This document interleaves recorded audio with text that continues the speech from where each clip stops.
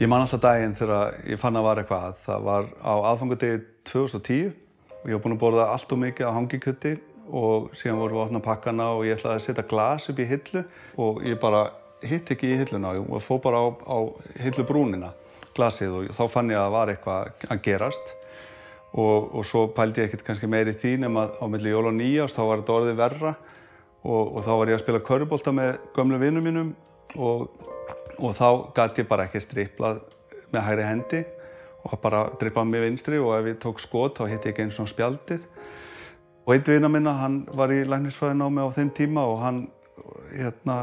grunaði strax að þetta væri kannski heilablóðfall eða eitthvað slíkt og sagði mér að fara strax á bráðamóttökuna og láta taka mynd af þessu og læknirinn hann sagði mér að benda, þetta var þá í hægri hendinni, sagði mér að benda, láta fingurinn fara á nefið og ég bara hitti ekkert sko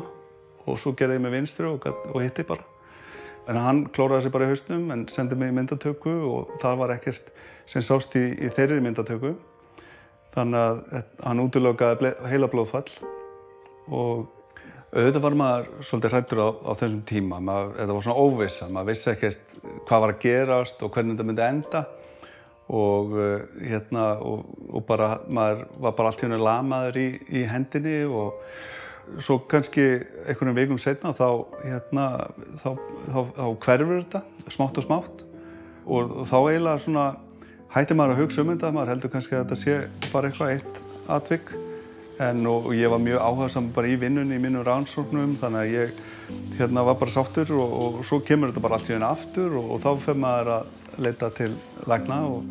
en þetta var náttúrulega óvissa í 2-3 ár hjá mér sem að maður náttúrulega vissi ekkert alveg hvernig myndi enda.